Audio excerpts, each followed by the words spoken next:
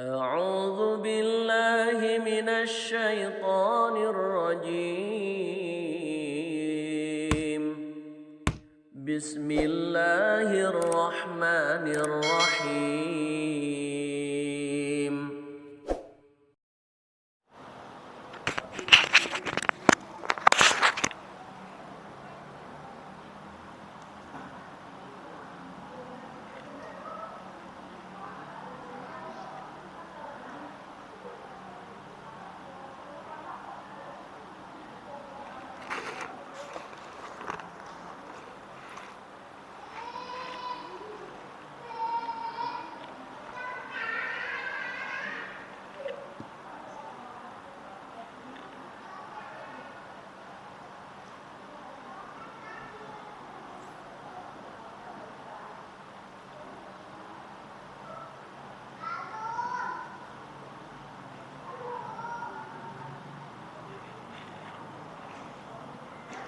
Assalamualaikum warahmatullahi wabarakatuh. Bismillahirrahmanirrahim. Innal hamdalillah nahmaduhu wa nasta'inuhu wa nastaghfiruh wa na'udzu billahi min shururi anfusina wa min sayyiati a'malina may yahdihillahu fala mudilla lahu wa may yudlilhu fala hadiya lahu wa asyhadu an la ilaha illallah wahdahu la syarika lahu wa asyhadu anna Muhammadan abduhu wa rasuluh. Tsumma amma ba'd. Ikhwah dan juga akhwat sekalian yang insyaallah dirahmati oleh Allah Subhanahu wa taala. Alhamdulillah kita ucapkan kepada Allah karena Allah senantiasa memberikan kita kemudahan untuk terus beribadah kepada Allah Subhanahu wa taala, menjalankan berbagai amal saleh, khususnya di 10 hari pertama bulan Dzulhijjah. Semoga amal soleh kita di hari-hari ini termasuk di antaranya adalah ta'lim. Semoga Allah Subhanahu wa taala memberikan keberkahan, pahala sebesar-besarnya insyaallah ya rabbal alamin. Bismillahirrahmanirrahim. Kita lanjutkan insyaallah.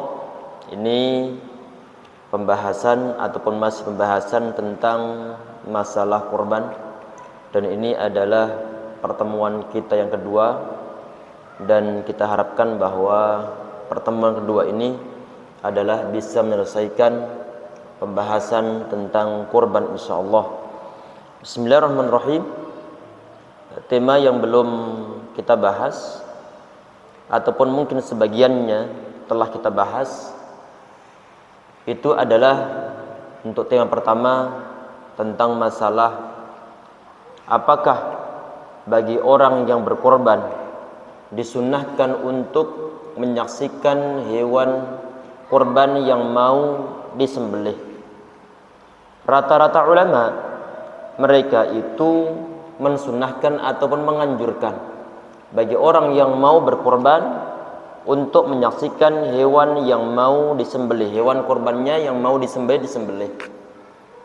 Tetapi kalau kita itu mencari suatu dalil, maka saat kita cari maka belum ketemu, hanya ada satu dalil.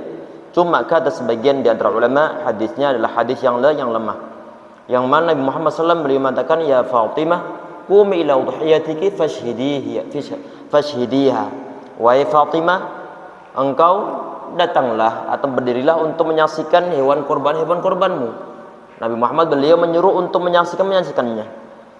Terlepas dari masalah tersebut, rata-rata ulama mereka menyarankan ataupun menganjurkan untuk menyaksikan hewan korban yang mau disembelih.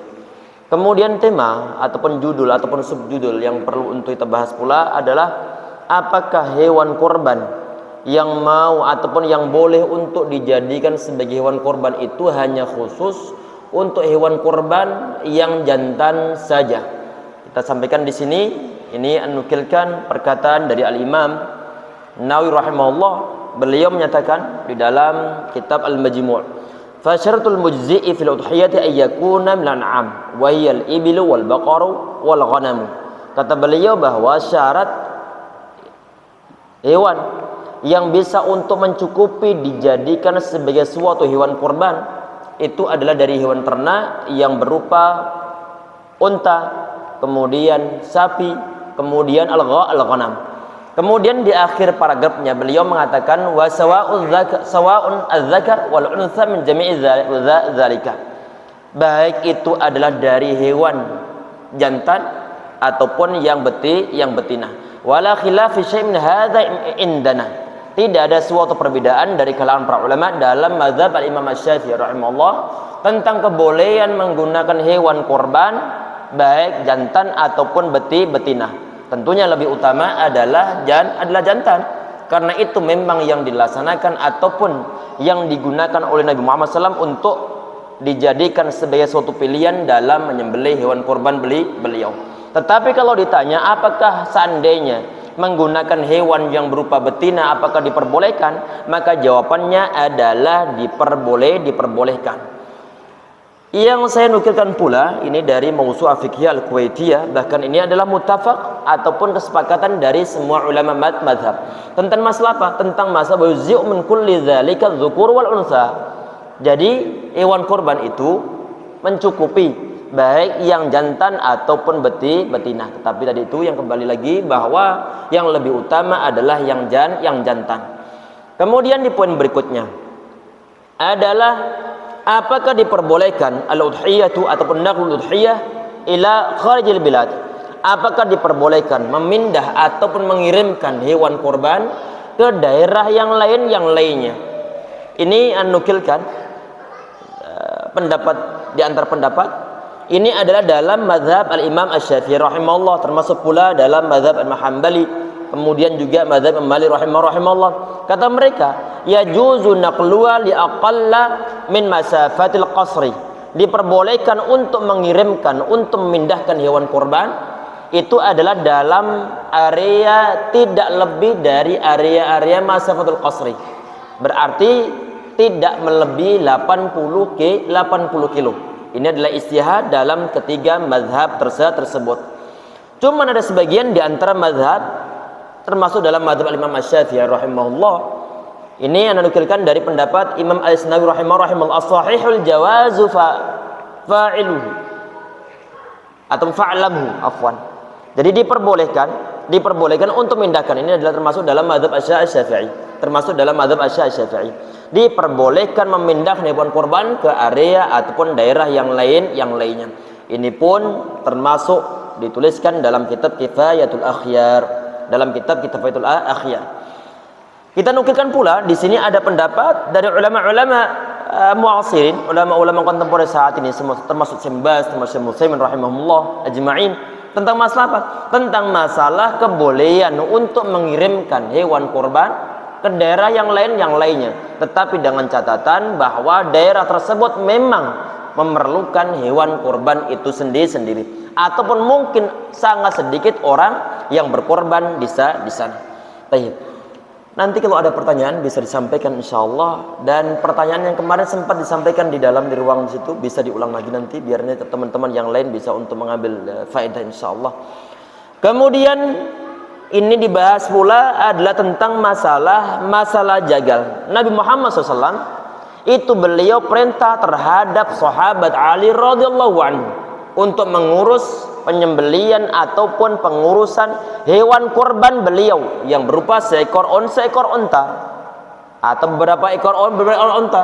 Kemudian Nabi Muhammad SAW beliau nyuruh kepada sahabat Ali untuk membagikan kulit dan juga membagikan dagingnya.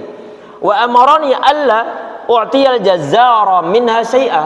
Nabi Muhammad SAW beliau perintah agar tidak memberikan apapun kepada penjagalnya, tidak memberikan sesuatu dari hewan korbannya, baik mungkin berupa kepalanya, baik mungkin berupa kulitnya ataupun bagian-bagian yang lainnya.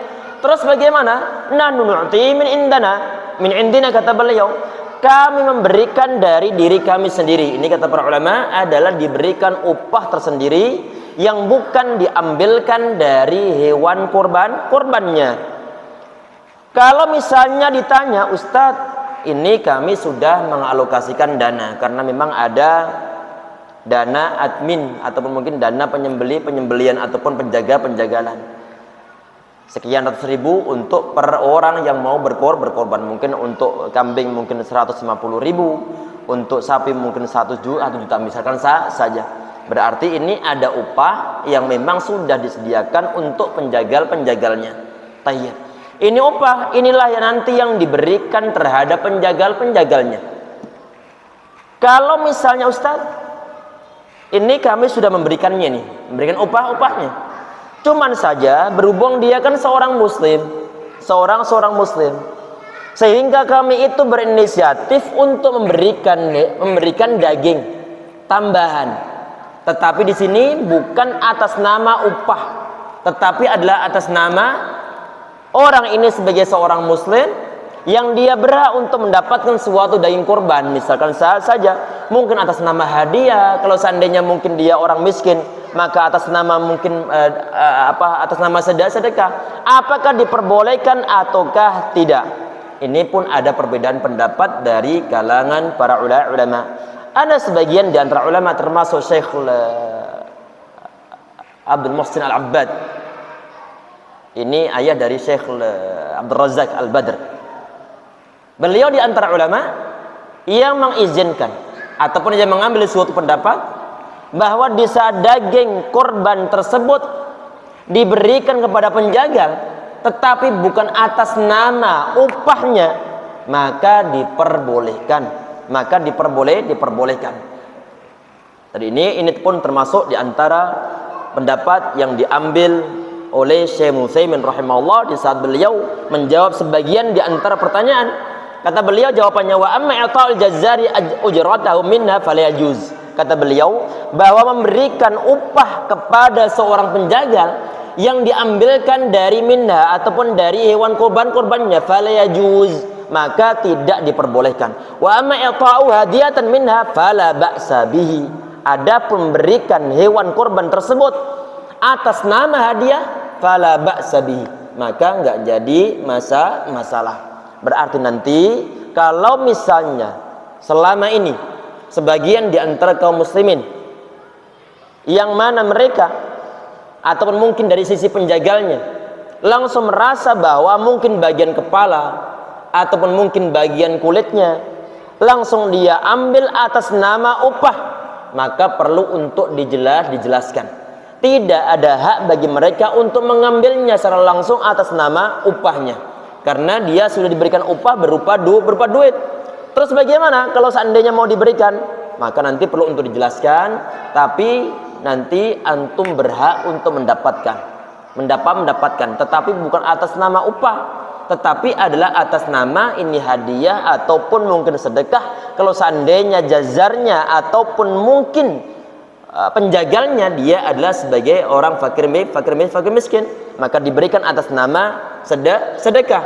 Kalau itu adalah sedekah, maka nanti bismillah, maka nanti ini penjagal dia nggak berhak untuk memaksa apapun yang diberikan oleh panitia, maka dia perlu untuk menerimanya.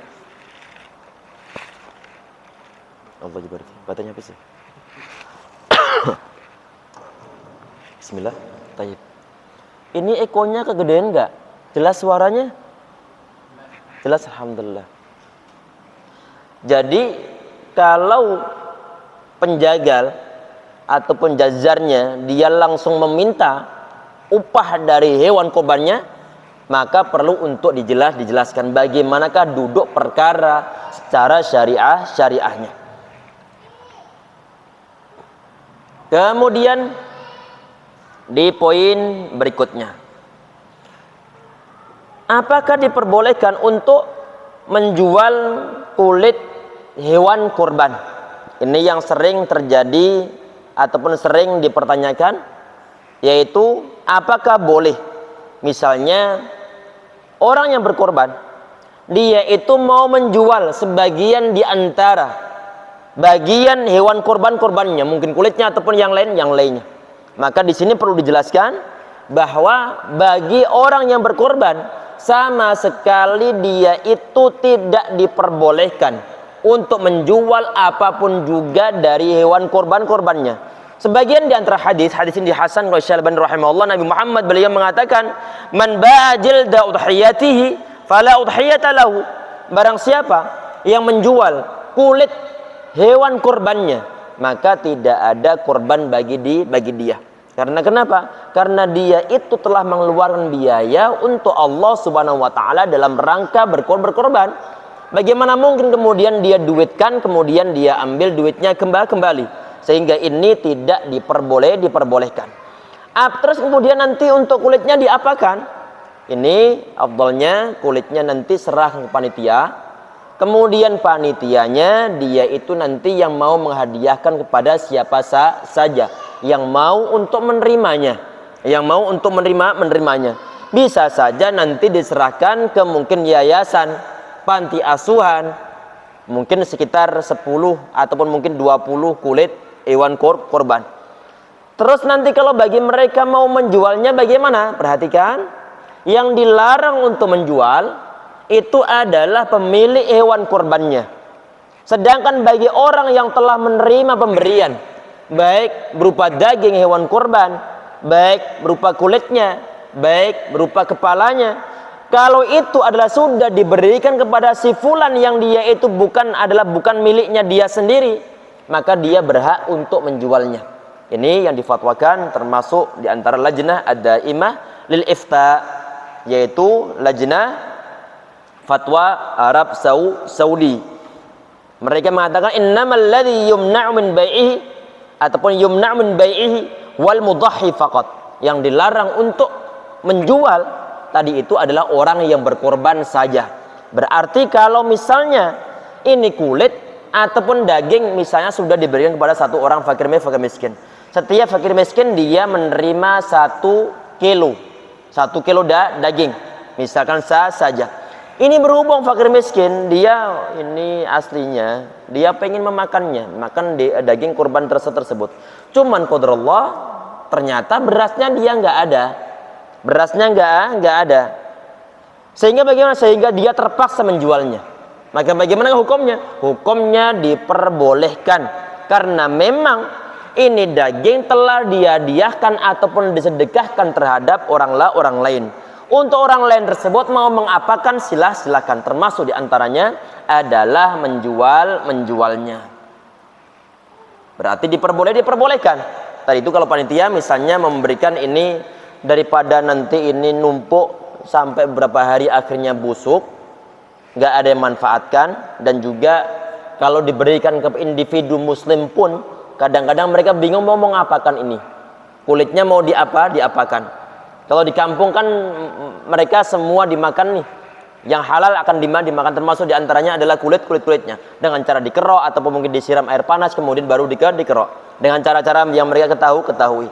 Untuk orang perkotaan kadang-kadang mereka sudah terlalu banyak daging sehingga mereka bingung ini kulitnya mau diapakan. Sehingga di saat hari tersebut kulitnya dibiarkan, maka hari-hari berikutnya kemungkinan nggak ada yang mengambilnya. Daripada nanti busuk, akhirnya kemudian panitia dia memanggil mungkin panti asuhan ataupun pengurus mereka untuk mengambil kulit-kulit korban tersebut. Untuk mereka mau diapakan terserah, mau dijual ataupun diapakan. Berarti itu adalah jalan keluarnya. Kemudian untuk masalah distribusi daging, ini ada beberapa riwayat, di antaranya Nabi Muhammad SAW di saat beliau awal-awal mendapatkan suatu syariah untuk motong hewan korban. Di saat awal-awal kebetulan memang kondisi kaum muslimin saat itu dalam kondisi sangat susah. Sehingga bagaimana setelah ada hewan korban yang telah disembelih kemudian dibagikan ataupun disembelih, Nabi Muhammad SAW beliau melarang. Dalam segi apa? Dari segi ini hewan korban jangan sampai bertahan melebihi 3 hari. Sehingga harus segera disalurkan. Karena kenapa? Karena kondisi kaum muslimin saat itu kondisinya adalah masa-masa susah. Sehingga Nabi Muhammad beliau melarangnya. Kemudian di tahun berikutnya Nabi Muhammad SAW beliau mengatakan kulu wa tazawwadu waddakhiru. Kalian makanlah, watazawwadu, dan kalian gunakanlah sebagai suatu bekal, wadakhiru, dan kalian simpanlah. Ini adalah diantara jalan keluar. Sebagian diantara riwayat Nabi Muhammad SAW beliau mengatakan kulu wad'imu wadakhiru, kalian makanlah dan kalian berikanlah makan terhadap orang lain. Kemudian wadakhiru, dan kalian simpanlah. Perhatikan, sebagian di antara ulama mereka memasukkan kategori hadiah sama sedekah dimasukkan dalam kategori ad'imu. Kalian beri makanlah kepada orang lain. Di saat kita itu menghadiahkan hewan korban terhadap orang lain, maka itu pun nanti bisa dikategorikan dalam kategori memberikan makan kepada mereka, ataupun disedekahkan kepada mereka biar nanti mereka makannya. Sehingga rata-rata ulama, termasuk ada hadis kul wadzakhir wa tasaddaqu, kalian makanlah dan juga kalian simpanlah dan kalian bersedekahkan ataupun sedekahkanlah. Sehingga para ulama mereka mengatakan bahwa untuk pengalokasian hewan kurban itu rata-rata membagi menjadi 3 kategori. Yang pertama adalah yang sepertiga dimakan oleh pengkurbannya sendiri. Kemudian sepertiga lagi adalah untuk disedekahkan. Di saat dibilang sedekah, ini rata-rata ulama mereka mengatakan bahwa ini dikhususkan untuk orang-orang fakir miskin. Untuk orang-orang fakir miskin, kemudian hewan ini disebut sebagai hewan yang disediakan kepada mereka ataupun dagingnya. Sedangkan yang ketiga adalah sepertiganya lagi adalah diperuntukkan untuk orang ataupun atas nama hadiah, termasuk diberikan terhadap orang kaya. Misalnya ada orang kaya di suatu daerah, kemudian dia itu di saat habis berkorban tahu-tahu mendapatkan suatu kiriman daging, maka itu adalah atas nama hadiah. Berarti sepertiga untuk dimakan pengkorban, sepertiga untuk dihadiahkan, sepertiga untuk disedekahkan. Jadi tadi ini ya ikhwah sekalian, yang insyaallah dirahmati oleh Allah SWT adalah pendistribusian hewan-hewan korban yang ada saat ini. Tayyib. Kemudian di poin berikutnya, ini kalau dalam qaul jadid Imam Asy-Syafi'i rahimahullah, beliau tadi ini termasuk di antara ulama yang membagi hewan korban menjadi 3 bagian tadi itu. Ada sebagian di antara pendapat beliau ini di dalam qaul atau pendapat qaul qadim beliau, yaitu dibagi menjadi 2 ataupun setengah. Setengah untuk yang berkorban, setengah lagi untuk orang lain. Ini adalah dalam pendapat Al-Imam Asy-Syafi'i rahimahullah dalam qaul qadim beliau. Tayyib. Tapi rata-rata ulama adalah dibagi menjadi 3. Untuk orang berkorban, untuk hadiah, dan juga untuk sedekah. Kemudian di poin berikutnya, apakah diperbolehkan i'ta'ul lahmil udhiyati lil kafir, memberikan hewan korban diberikan terhadap seorang kafir ataupun non muslim, apakah diperbolehkan ataukah tidak? Kalau kita melihat keumuman dari dalilnya, maka diperbolehkan, karena Allah SWT mengatakan la yanhaakumullahu 'anil ladzina lam yuqatilukum fid din wa lam yukhrijukum min diyarikum an tabarruhum wa tuqsitu ilaihim. Allah Subhanahu wa taala itu dia tidak melarang kalian untuk berbuat adil dan juga berbuat baik terhadap orang-orang yang tidak memerangi agama kalian ataupun tidak memerangi kalian, dan juga tidak mengeluarkan ataupun mengusir kalian dari negara ataupun dari daerah kalian ataupun dari rumah kalian. Dan rata-rata orang-orang kafir ataupun non muslim saat ini yang ada di negara kita, mereka masuk dalam kategori orang-orang bukan kafir harbi secara lahiriahnya. Sehingga bagaimana? Sehingga mereka berhak untuk menerima pembagian hewan korban kalau seandainya memang sebagian di antara kaum muslimin memutuskan untuk memberikan hewan korban terhadap tangganya yang mungkin kebetulan mereka adalah orang non muslim, sehingga ini diperbolehkan. Ada sebagian di antara riwayat, ini hadisnya dalam riwayat Imam Tirmidzi rahimahullah, dan disahihkan oleh Syekh Albani rahimahullah. Sahabat Abdullah bin Amr bin As radhiyallahu anhu, di saat beliau menyembelih hewan kurbannya, kemudian beliau nanya kepada keluarganya, ahdaitum li jarin Yahudi, apakah kalian telah memberikan hadiah kepada tetangga kita orang Yahudi? Kemudian kemudian beliau mengatakan, karena aku mendengar Nabi Muhammad SAW beliau bersabda, ma zala Jibril yusini bil jari hatta dhanantu annahu sayuwarrithuhu. Malaikat Jibril alaihi salam itu beliau senantiasa sering banget memberikan suatu wasiat, memberikan suatu pesan kepada Nabi Muhammad SAW tentang masalah tetangga-tetangganya, sehingga Nabi Muhammad SAW beliau mengira jangan-jangan suatu saat nanti ini tetangga dia berhak untuk menerima suatu harta warisan. Jelas ya ikhwah?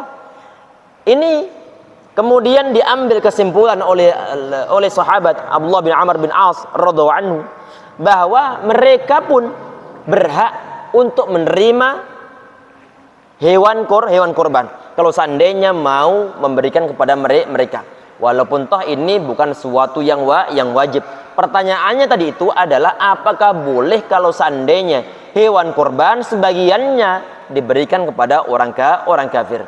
Maka jawabannya adalah boleh.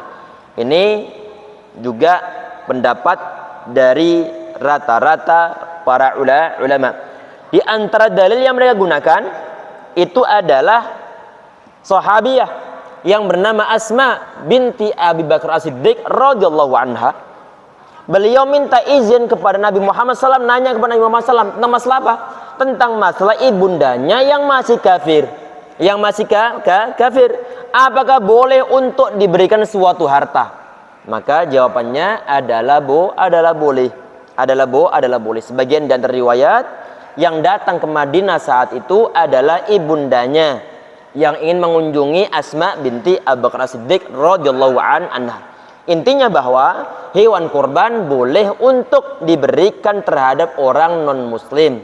Siapa tahu suatu saat nanti hatinya tergerak, kemudian mereka mau memeluk agama Islam. Allah Subhanahu wa taala yang memberikan hidayah kepada mereka semuanya. Ini pun yang difatwakan oleh Syekh Ibnu Baz rahimahullah. Kata beliau dalam majmu' fatwa beliau, al-kafirul ladzi laisa bainana wa bainahu harbun. Jazakumullah khair. Kata Syekh Ibnu Baz rahimahullah bahwa seorang kafir alladzi laisa bainana wa bainahu harbun, yang mana antara kita dan juga antara orang tersebut tidak ada suatu peperangan. Kal musta'man, sebagaimana orang kafir yang mendapat suatu jaminan keamanan. Sebagaimana apa? Misalnya antum kebetulan bertangga dengan seorang duta besar dari negara lain. Dari negara lain. Negara kafir misalnya. Maka bagaimana? Maka antum boleh untuk memberikan dan korban kepada dia kalau seandainya dia mau.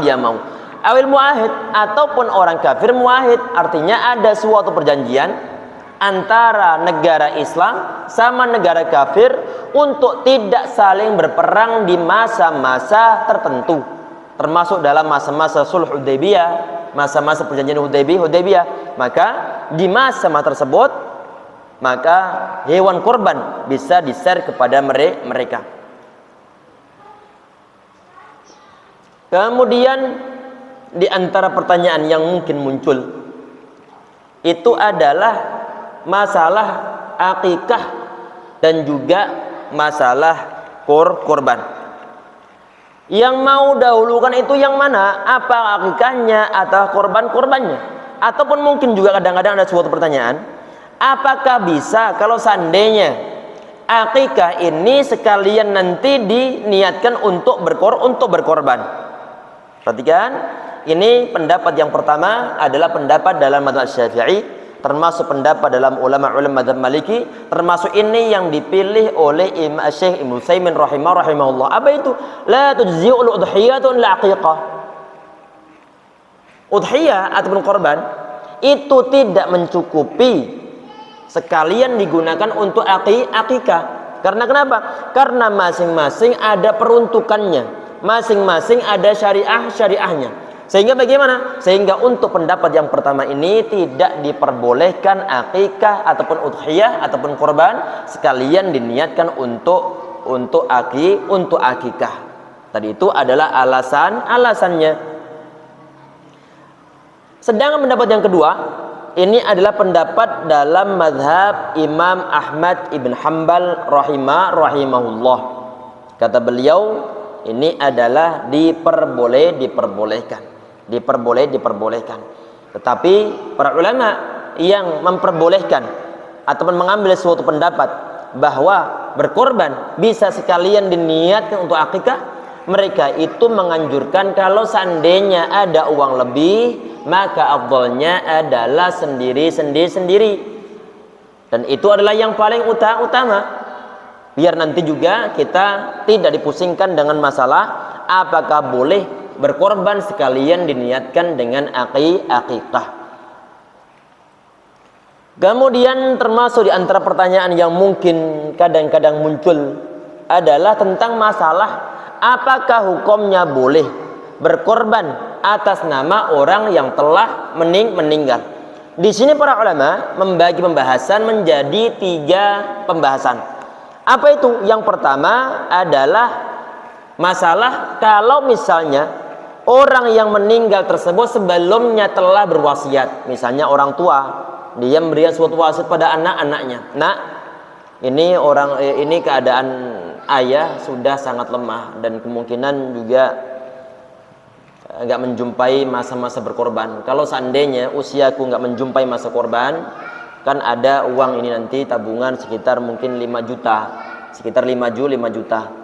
Nanti mohon kalau seandainya aku meninggal, ini 5 juta belikan kambing ataupun mungkin domba, kemudian dikorbankan atas nama diriku. Maka hukumnya bagaimana? Hukumnya wajib bagi si anak untuk meluluskan, untuk melakukan wasiat dari orang tuanya.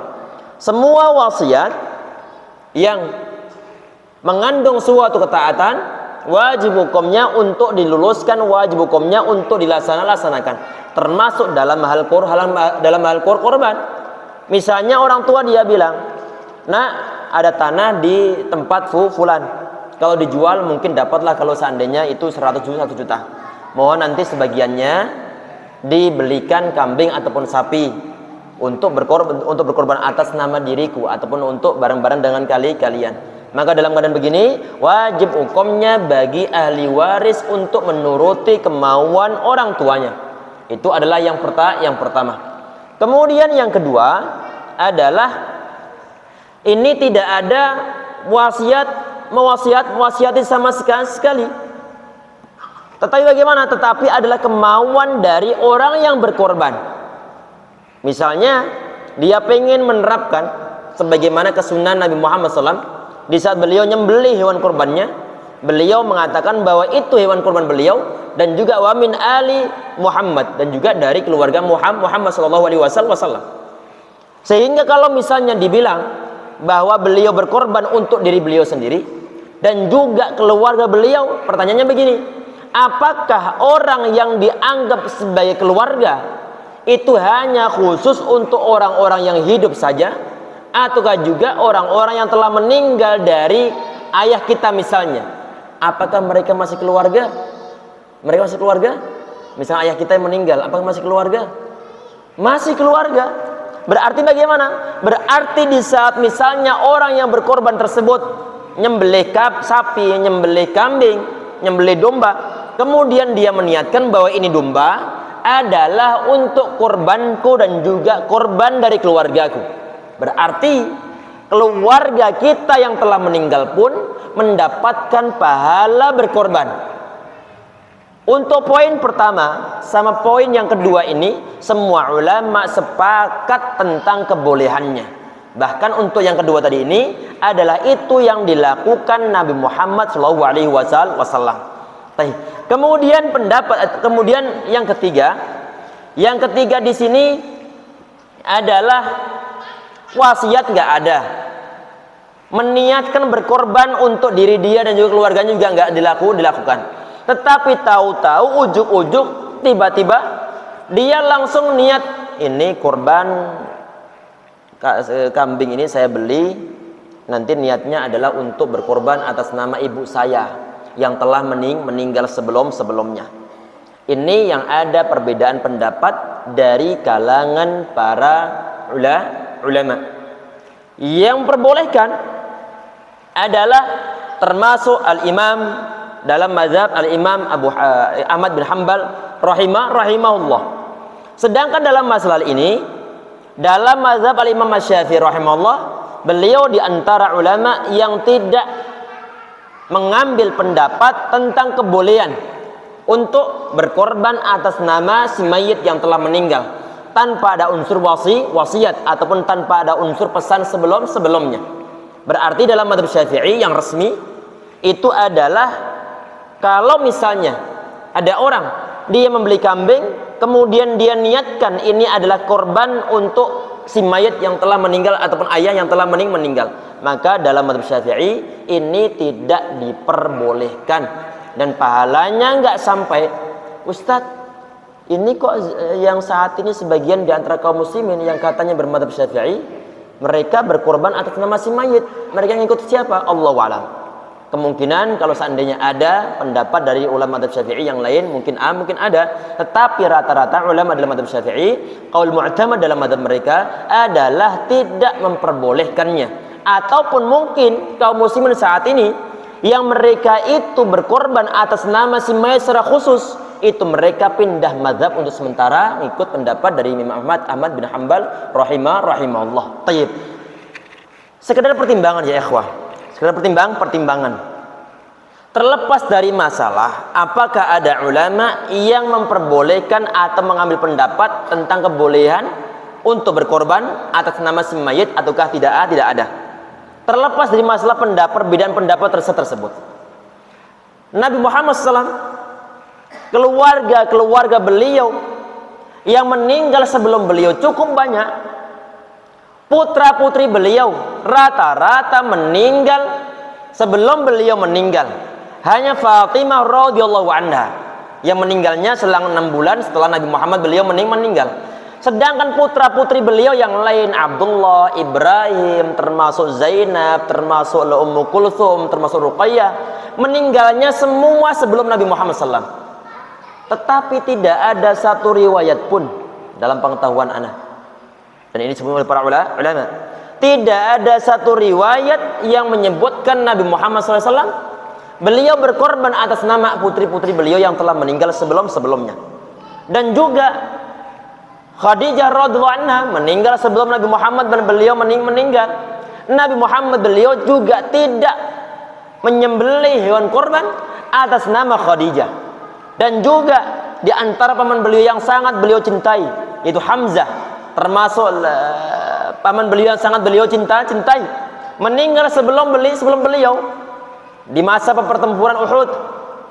Ternyata Nabi Muhammad SAW beliau tidak berkorban atas nama pamannya, tetapi merasa cukup dengan adanya niatan bahwa hewan kurban ini adalah hadza min Muhammad dan juga dari keluarga Muhammad. Artinya bagaimana? Bahwa secara lahiriahnya afdalnya adalah tidak berkorban atas nama si mayit, karena mengikuti Nabi Muhammad SAW beliau tidak berkorban atas nama si mayit secara khusus, kecuali mungkin kalau nanti alasannya adalah ini ayah saya sebelumnya berwasiat, maka berkorban atas nama wasiat tersebut. Memang sudah ada pesan dari ayahnya untuk menjadikan sebagian dari harta bendanya digunakan untuk berkorban. Tadi itu berarti adalah ada 3 model berkorban atas nama si mayit. Yang 2 mufakat semua boleh, yaitu yang pertama adalah di atas namaan keluarga tadi itu, yang kedua adalah ada unsur wasiat. Sedangkan yang ketiga adalah ada sebagian di antara ulama memperbolehkan, yaitu Imam Ahmad bin Hanbal rahimahullah, sebagian di antara ulama termasuk dalam madzhab Syafi'i tidak memperbolehkan. Terlepas dari boleh atau enggak boleh, maka afdalnya adalah tidak perlu untuk berkorban atas nama si mayit secara khusus. Cukup nanti hewan tersebut dikorbankan atas nama kita dan juga keluarga. Maka nanti insya Allah orang yang telah meninggal dari famili kita ataupun dari keluarga, mereka mendapat suatu pahala. Mungkin sampai di sini dulu ya ikhwah. Barangkali ada pertanyaan. Kita harapkan ada banyak pertanyaan sehingga nanti mungkin untuk poin-poin yang belum dibahas bisa tergali insya Allah. Silakan. Barangkali ada pertanyaan.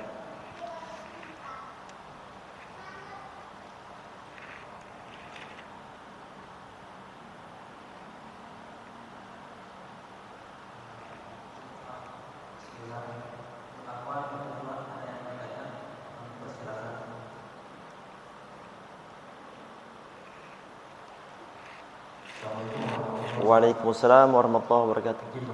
Enggak. Jadi tadi kalau kita berkorban dengan keluarga yang meninggal itu bisa ya. Kalau orang yang telah meninggal, untuk orang meninggal? Kalau kita khususkan, jadi kita atas nama keluarga dan atas nama keluarga yang sudah meninggal. Tayyib. Itu aja Ustaz. Nah. Aiyah. Nanti cukup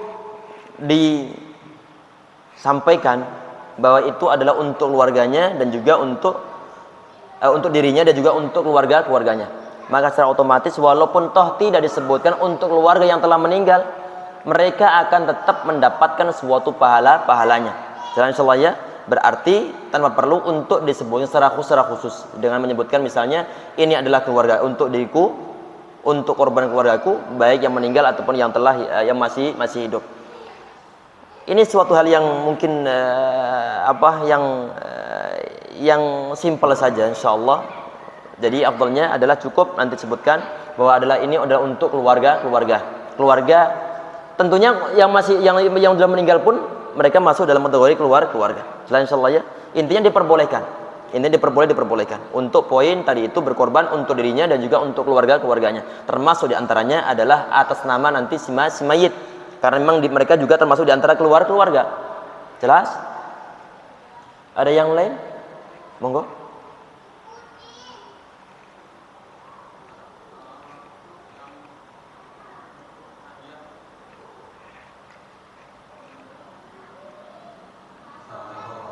Waalaikumsalam warahmatullahi wabarakatuh.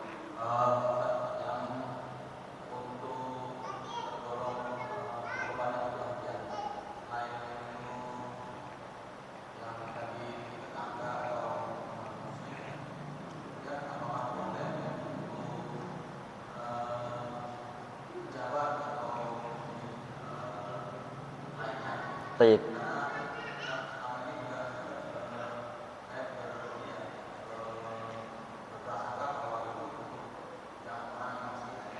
Nah, Allah yabarik fiik. Nah, Allah yabarik fiik. Di saat dibilang hadiah, para ulama biasa menjelaskan walau lil aghniya, walaupun toh untuk orang-orang yang kaya. Jelas ya. Jadi tadi 3 pembagian ataupun 3 penyaluran ataupun pengalokasian daging korban.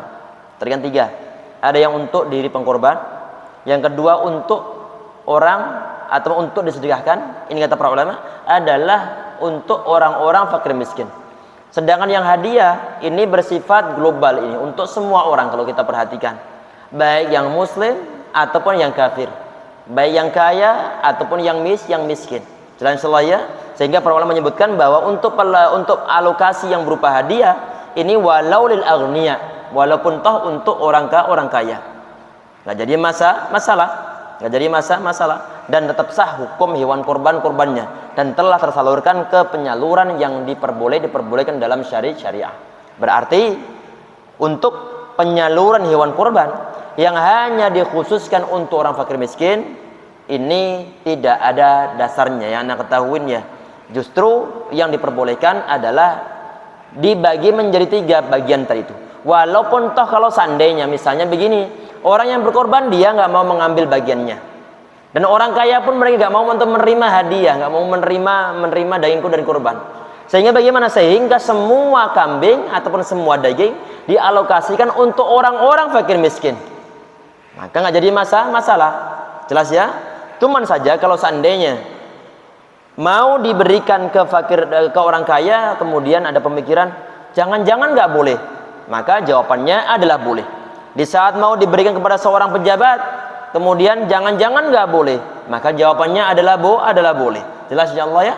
Berarti untuk rakyat biasa, untuk pejabat, untuk orang yang profesinya apa, diperbolehkan. Allahu a'lam. Silakan yang lain.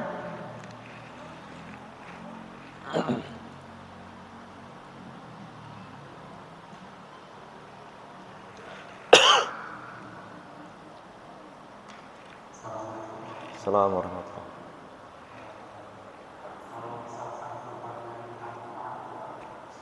Nah.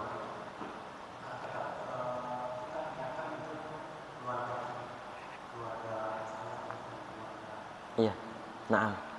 Dalam masalah ini ada dua pembahasan mungkin yang bisa untuk dibahas. Yang pertama adalah dari sisi tadi itu pengiriman hewan kurban ke daerah yang lainnya.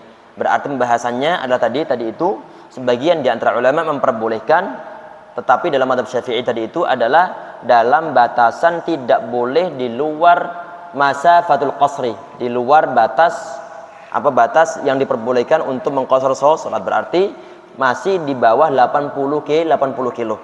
Tayyib. Itu dalam mazhab Syafi'i. Kemudian di sebagian di antara mazhab adalah memperbolehkan. Termasuk sebagian di antara ulama yang menganggap bahwa memindahkan suatu hewan kurban ke daerah yang lain diperbolehkan. Termasuk di antaranya adalah Syekh Ibnu Utsaimin, Syekh Ibnu Baz rahimahullah. Mereka memperbolehkan untuk mengirimkan hewan kurban ke daerah yang lainnya, tetapi dengan catatan bahwa di sana perlu, ataupun lagi ada hajat banget, karena mungkin di sana orang yang berkorban sangat sedikit. Itu yang pertama. Yang kedua adalah ini hewan kurban bisa dianggap bukan sebagai bukan memindahkan hewan kurban, tetapi adalah antum bersedekah terhadap keluarga yang ada di kampung, kepada ayah misalnya. Kebetulan mungkin udah lama nggak berkorban, sedangkan antum yang di sini berkali-kali berkorban. Sehingga bagaimana? Sehingga kemudian antum meniatkan, udah ini duit dikirimkan ke kampung biar ayah ataupun ibu yang di kampung berkorban menggunakan uang dari antum. Jelas insyaallah ya? Berarti nanti yang berkorban adalah mereka. Cuman saja antum bersedekah duit tersebut. Berarti ini termasuk di antara birrul walidain. Termasuk di antara kategori berbakti terhadap orang tua. Untuk yang di sana nanti duitnya digunakan untuk membeli kambing untuk berkorban. Berarti nanti kalau misalnya ditanya ini yang nggak boleh untuk motong rambut sama motong kuku siapa? Yang mereka yang berada di kampung, karena mereka yang berniat untuk berkorban. Cuman saja duitnya adalah dari antum, ditransfer ke mereka dalam ataupun atas nama hadiah ataupun sedekah ke mereka, pemberian ke mereka. Jelas insyaallah ya. Nah, ada yang lain silakan. Assalamualaikum warahmatullahi wabarakatuh. Masalah apa?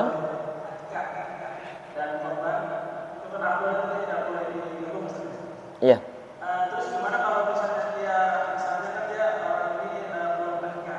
Belum menikah? Oh, belum akikah.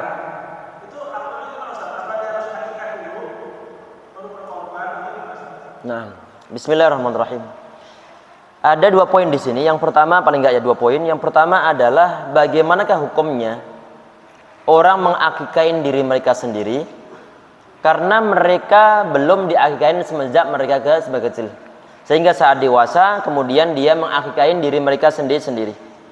Ini ada dalilnya, cuma hadisnya diperselisihkan di antara para ulama tentang masalah apa?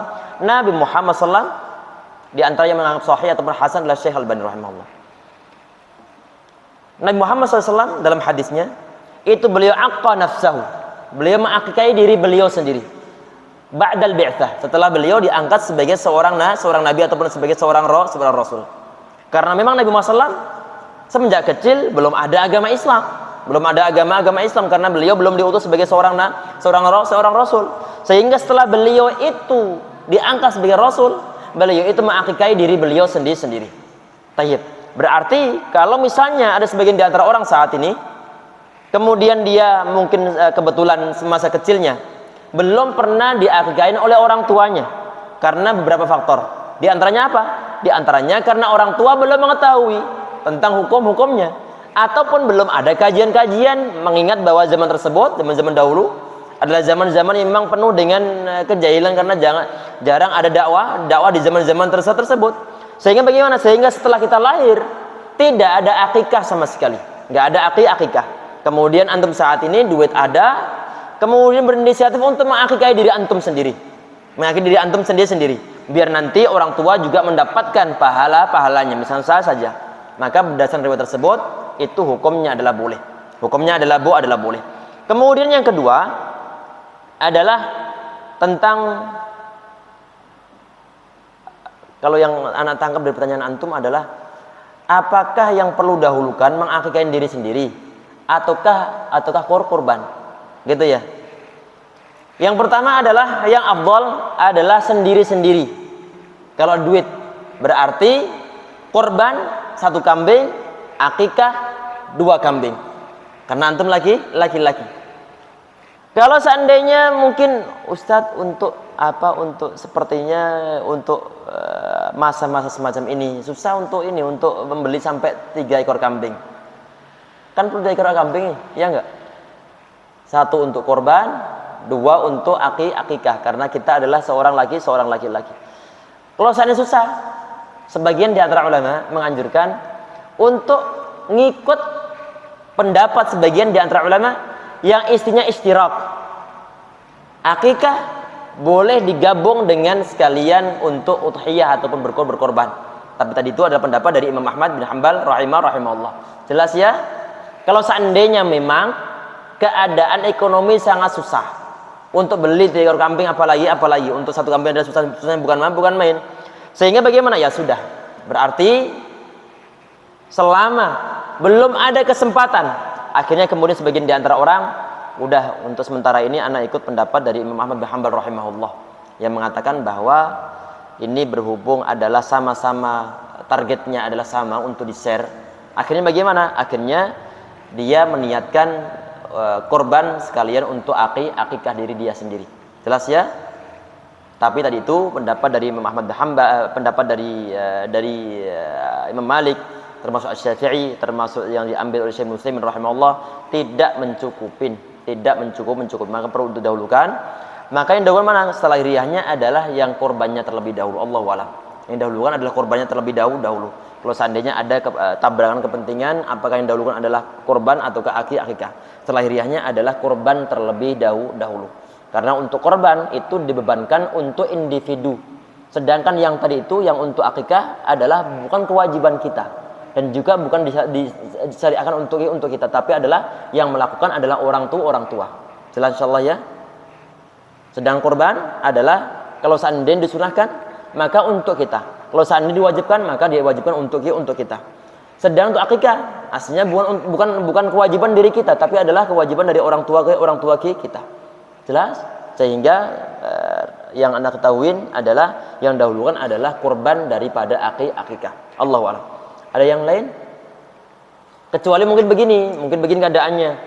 Antum kebetulan adalah ada melahirkan seorang anak, ada anak yang telah terlahir. Belum diakikahin. Kemudian hanya setahun tersebut adalah hanya bisa beli 1 ekor kambing. Ini mau digunakan untuk akikah si anak.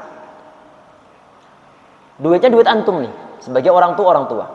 Ataukah mau berkorban atas nama si anak karena kebetulan yang untuk keluarga yang lain sudah berkorban tahun-tahun sebelumnya. Maka semacam ini kemungkinan besar adalah bisa kita dahulukan yang atas nama akikah. Karena kenapa? Karena akikah adalah berada di pundak beban orang tua. Sedangkan korban, nanti si anak dia setelah dewasa bisa berkorban sendiri-sendiri. Jelas ya? Berarti nanti kondisinya adalah dilihat dari masing-masing kasus. Untuk kasus tadi ini adalah kita dahulukan yang akikah. Karena kenapa? Karena anjuran ataupun syariah akikah adalah berada di pundak kedua orang tua terhadap anak-anaknya. Sedangkan korban adalah berada di pundak masing-masing. Sehingga nanti si anak setelah dewasa dimungkinkan dia itu berkorban untuk diri sendiri. Yang penting kewajiban kita ataupun sesuatu yang disyariatkan untuk kita kerjakan bisa kita kerjakan terlebih dahulu. Setelah insyaallah ada yang lain?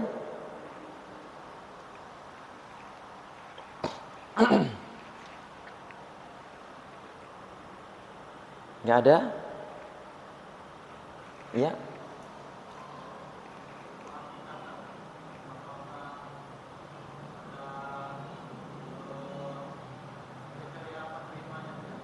Iya. Nah, untuk akikah untuk penerimanya ini tidak dibatasi, nggak dibatasi kepada fakir miskin. Yang penting dibagi kepada orang lain. Cuman bedanya nanti untuk hewan kurban dibagi afdalnya adalah dalam kondisi masih mentah.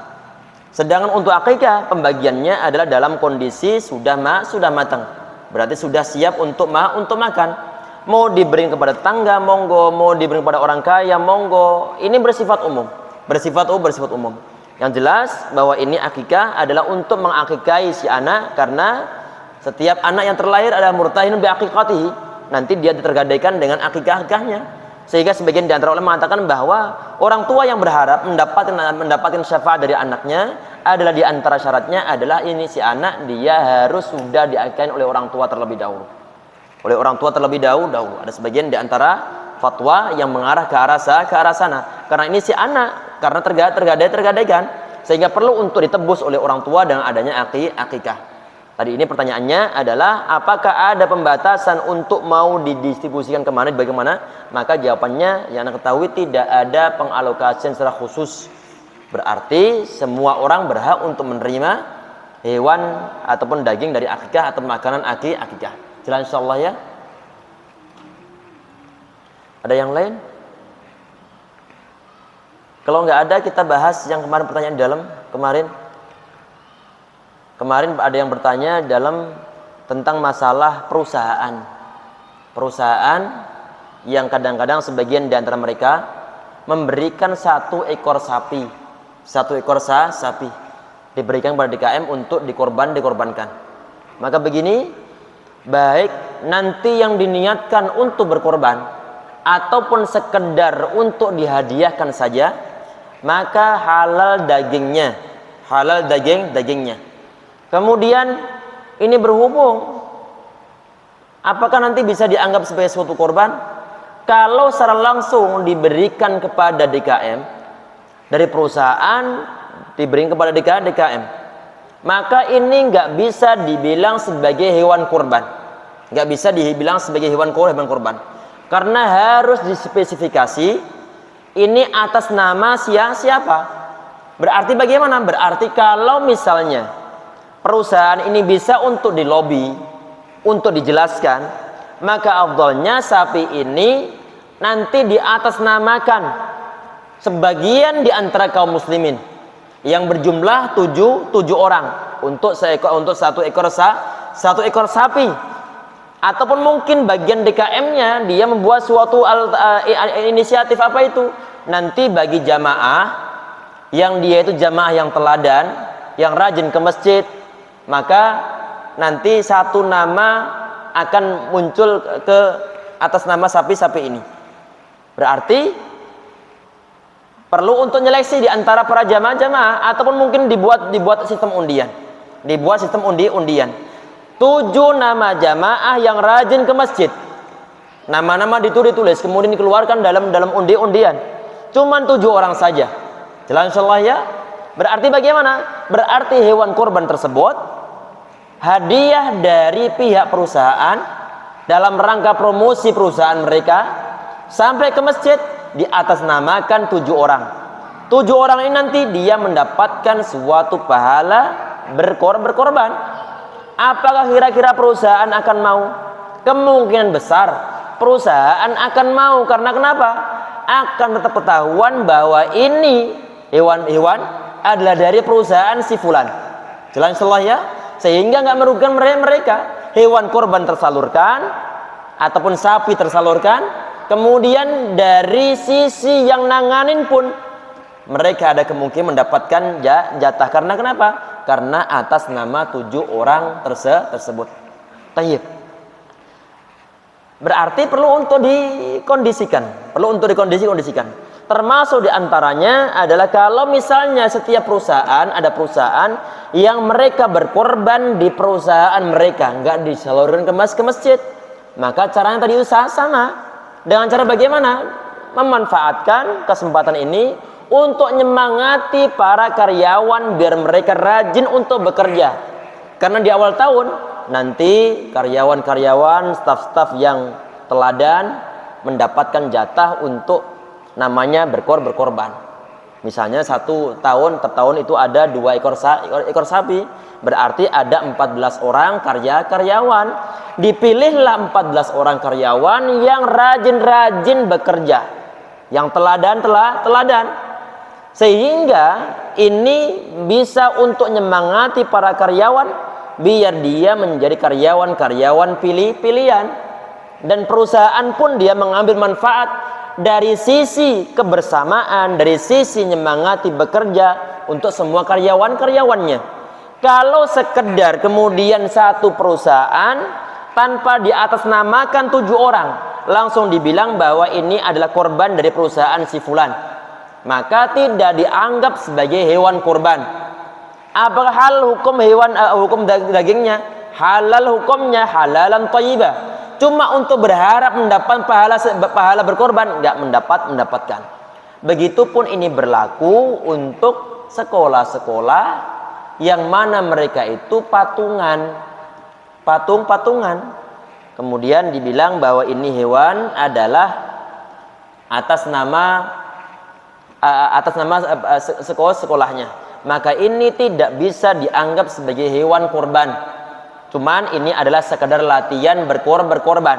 Kalau pengen dianggap sebagai suatu hewan kurban, maka perlu untuk diatasnamakan satu orang siswa ataupun satu guru ataupun satu orang. Kalau seandainya hewan kurbannya itu adalah seekor kambing, dengan cara bagaimana mungkin mereka untuk menentukan siapa nama yang berhak untuk kambing tersebut. Allahu a'lam. Ada yang lain?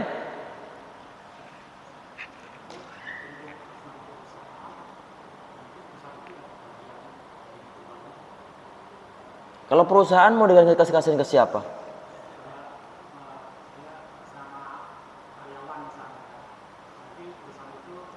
Oh, dibagi lagi.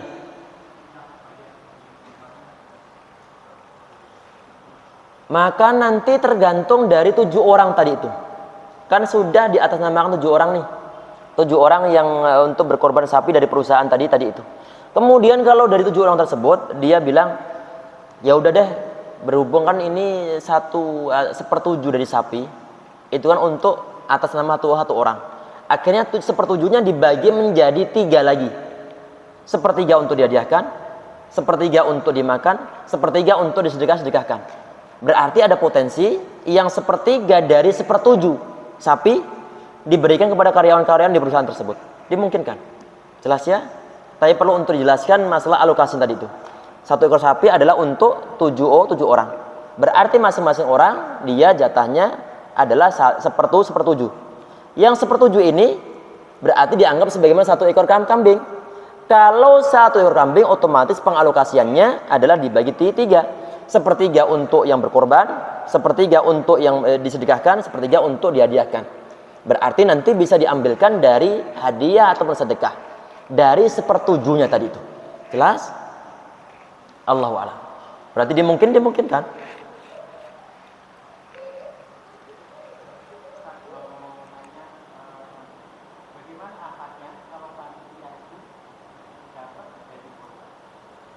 Iya, tayyib. Perhatian begini ya ikhwah. Yang pertama adalah panitia itu mereka nggak berhak untuk mengambil secara langsung hewan kurban dari para pengkorban, kecuali ini pengkorban dia bilang di saat datang ke panitianya, ini hewan kurban saya untuk masalah pembagian terserah panitia.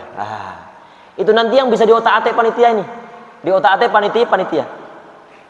Kalau misalnya secara umum ini adalah hewan kurban kami, kemudian panitia dia mau ngambil untuk apa? Untuk masak misalnya, untuk masak. Maka bagaimana? Maka perlu dijelaskan kepada orang berkorban, ini paling hati-hati nih, yang paling berhati-hati. Pak, bahwa nanti kami minta izin sebagai panitia, minta izin bahwa sebagian kecil dari hewan korban dari bapak ini nanti akan dimasak oleh panitia. Jelas ya? Perlu untuk diomongkan dari awal. Itu adalah yang paling aman. Berarti bukan langsung main mengambil semau-mau dia sendiri. Jelas insyaallah ya? Termasuk yang perlu berhati-hati lagi adalah ada sebagian di antara daerah yang mana di saat hewan kurban itu belum selesai, orang-orang sudah pada mengambil sendiri-sendiri. Ini juga nggak diperbolehkan. Karena dalam masalah ini berhubung ini kan hewan kurban diserahkan kepada panitia, maka panitia yang berhak untuk mengalokasikan. Berarti bukan semua orang berhak untuk mengambil dengan semau-mau dia sendiri tanpa ada suatu ketertiban sama sekali. Dan insyaallah ya, sehingga tadi itu bahwa panitia itu dia berhak untuk mengambil, cuman saja dia perlu untuk menjelaskan terlebih dahulu kepada pemilik hewan korbannya. Afdalnya silakan untuk jelaskan bahwa Pak, ini alokasinya secara islami aslinya adalah sepertiga untuk pengkorban, sepertiga untuk dihadiahkan, sepertiga untuk sedekahkan. Nanti kami minta izin untuk yang sedekah sama hadiah nanti kami atur untuk pembagiannya. Jelas? Itu yang paling aman, yang paling aman. Karena pada umumnya bahwa hewan kurban itu adalah 100% hak milik dari pengkorban. Hak milik dari pengkorban. Dan insyaallah ya, sehingga nanti dia aslinya yang perlu untuk bagi. Tapi berhubung rata-rata kaum muslim Indonesia itu mereka nggak mau untuk menangani sendiri. Akhirnya diserahkan pada panitia.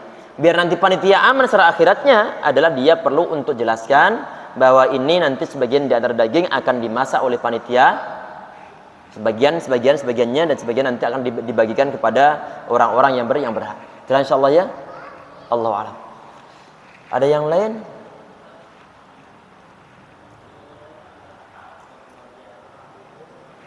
Amik enggak jelas suara. Atau mungkin dikerasin volumenya? Di mana? Di kantor ya?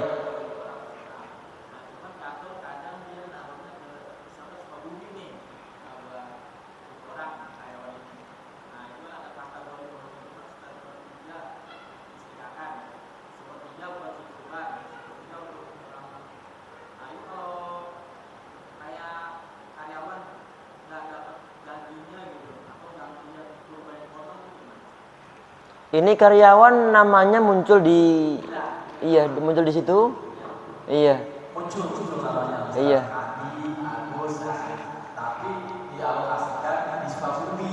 Iya. Nah, itu gimana punya kalau yang ada nama-nama itu nggak melihat korban yang dipotong, hewan yang dipotong dan tidak ada pembagian daging yang banyak. Gimana? Tayyib. Nah, yang pertama adalah satu hal yang pertama ini perlu untuk diusulkan kepada bagian perusahaannya agar nanti sebagian di antara dagingnya adalah untuk pengkorban yang namanya telah muncul tersebut.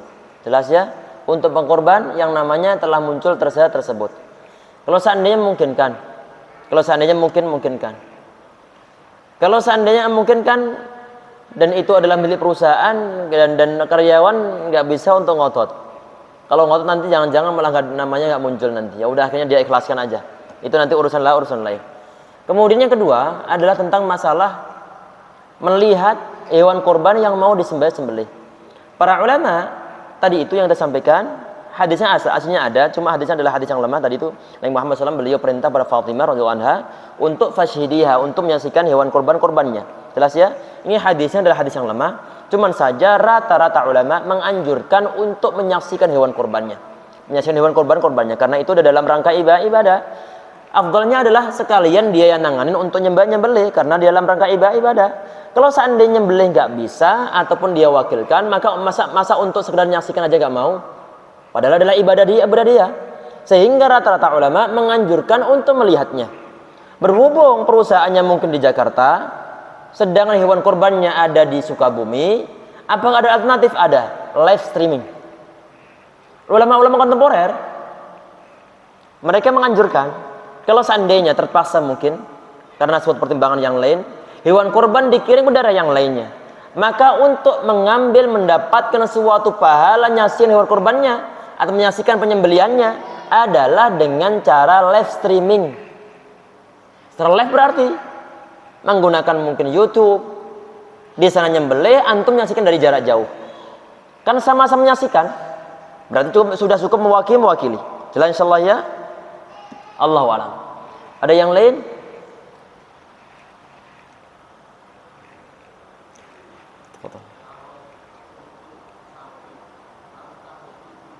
Sapi?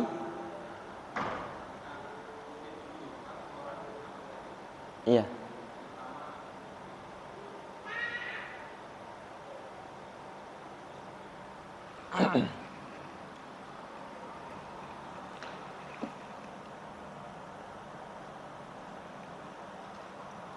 Atau pakai suara biasa?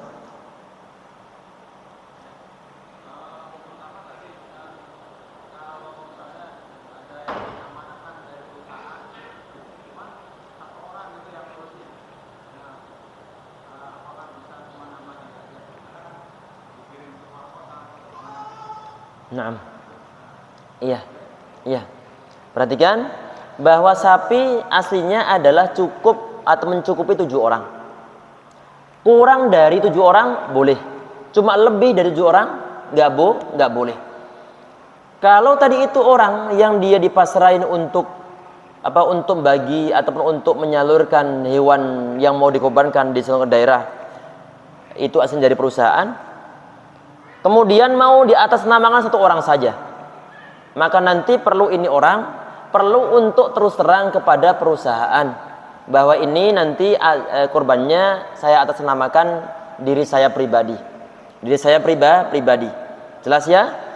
Dan anak kira juga perusahaan akan keberatan.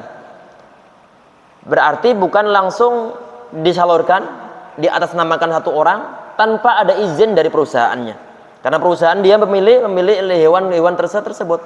Sehingga perlu ada akad bahwa ini hewan adalah disedekahkan ke 1 orang ini, kemudian 1 orang ini dia membuat ataupun dijadikan sebagai hewan korban.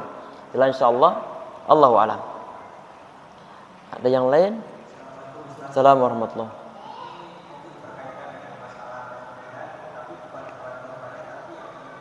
Iya.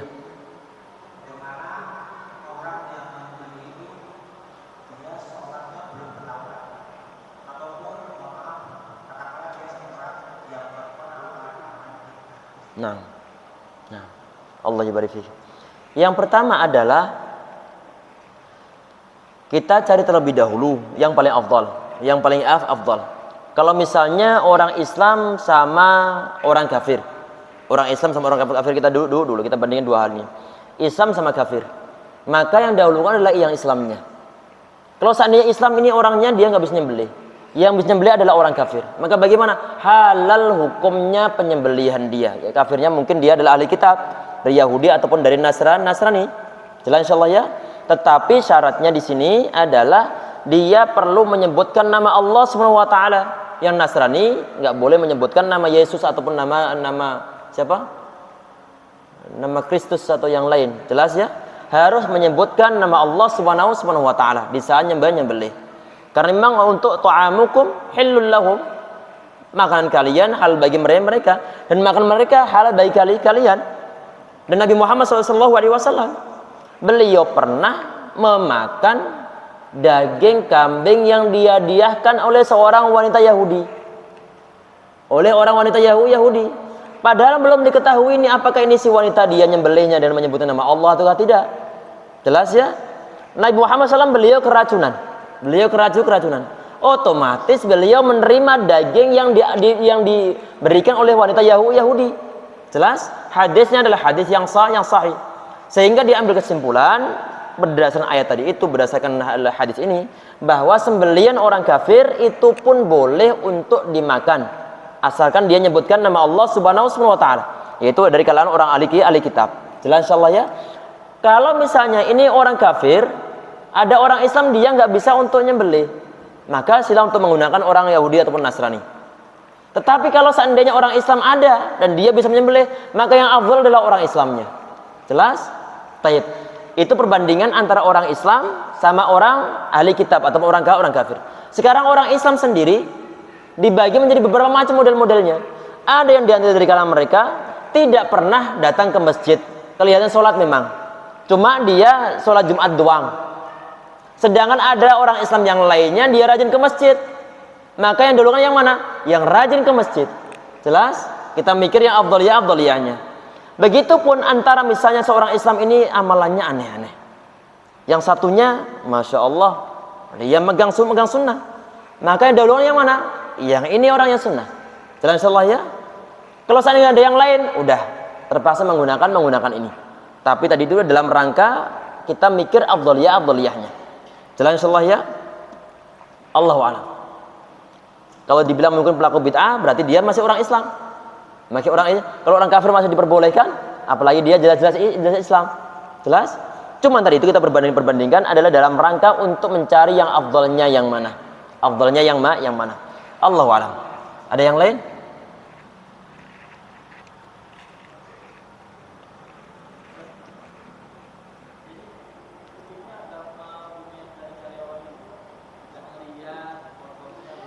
Sah hukumnya. Pahala niatnya dia niatnya untuk bersedekah dia dapat. Cuman untuk poin menyaksikan dia nggak dapat pahala.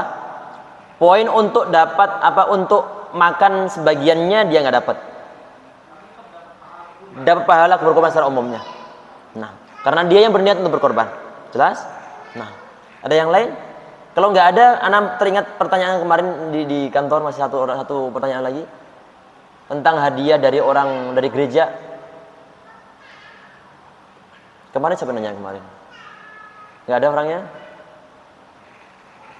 Tayyib, Ana bahas insyaallah secara singkat insyaallah ya. Ini sudah akan di akhir. Ada sebagian di antara daerah yang memang di sana ada gerejanya. Ada gerejanya. Kemudian gereja ini karena mungkin untuk menjalin kedekatan dengan warga, untuk mungkin wujud dari toleransi, akhirnya mereka setiap Idul Adha mengirimkan 1 ekor sapi. Dikasihnya kepada pihak masjid untuk dikorbankan. Pertanyaan begini, apakah ini boleh diterima? Hukumnya adalah boleh. Dalilnya apa? Dalilnya tadi Nabi Muhammad SAW, beliau siap untuk memakan hewan ataupun daging yang jelas-jelas disembelih oleh orang Yahudi. Nabi Muhammad beliau makannya. Kok beliau makannya bagaimana? Buktinya apa? Karena beliau keracunan. Hewan daging ini telah diberikan racun oleh orang Yahudi.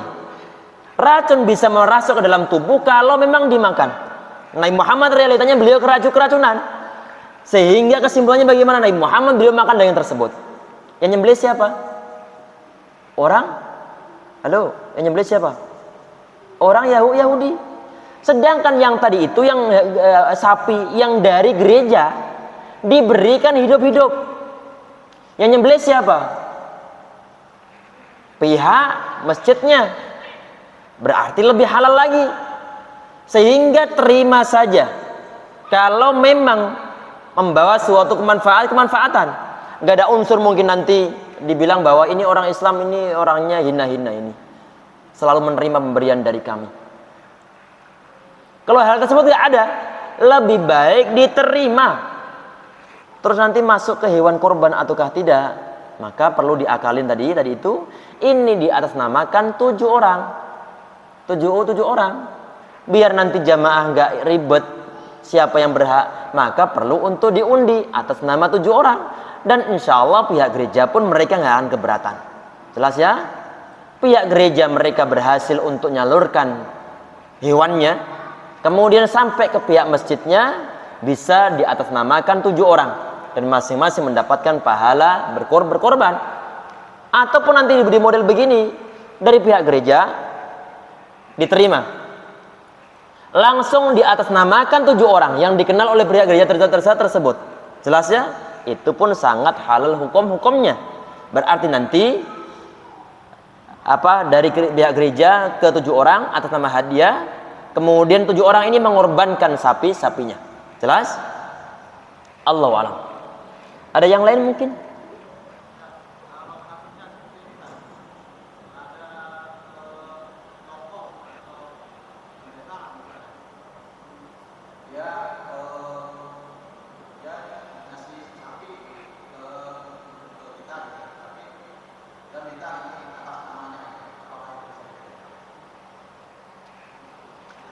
Nanti dijelaskan.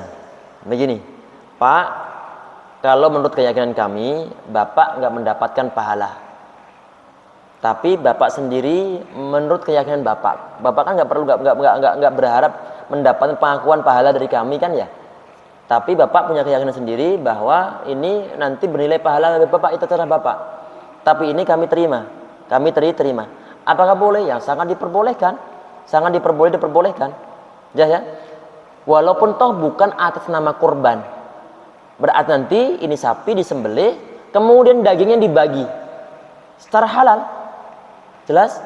Walaupun bukan daging kurban, tetapi adalah lahman, daging yang digunakan untuk makan-makan.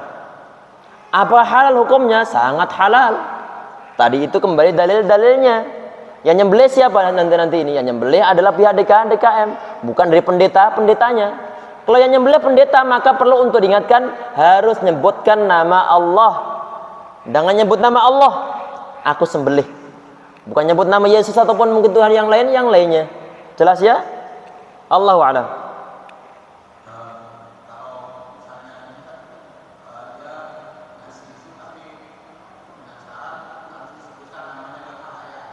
Nggak jadi masalah lahiriahnya.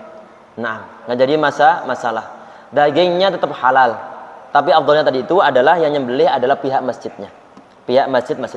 Berarti kalau tadi dibilang halal, pembahasannya adalah ke arah apakah boleh memakan sesuatu dari pemberian ataupun hadiah orang-orang kafir.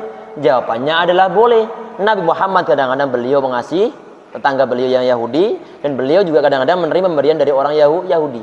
Dan itu pun yang dilakukan oleh para sahabat semuanya. Kalau ditanya apakah bisa menerima hadiah dari orang kafir, diperbolehkan. Jelas ya? Asalkan bukan atas nama menjual akidah. Itu lain lagi nanti pembahasannya. Jelas? Allahu a'lam. Ada yang lain? Ini kurang 5 menit lagi, jam 3.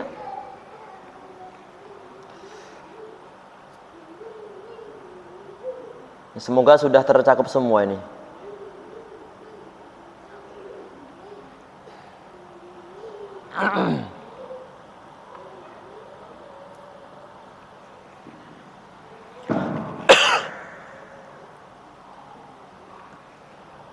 Sudah?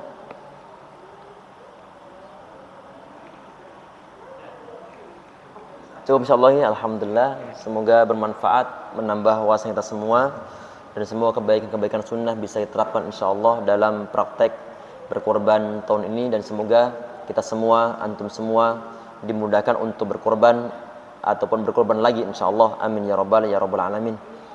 Kita cukup sekian. Ataupun seandainya mungkin belum bisa, semoga tahun depan dimudahkan oleh Allah SWT untuk bisa berkorban, baik yang sapi ataupun mungkin yang kambing ataupun domba insyaallah. Subhanallahi wa bihamdika asyhadu an la ilaha illa anta astaghfiruka wa atubu ilaik. Assalamualaikum warahmatullahi wabarakatuh.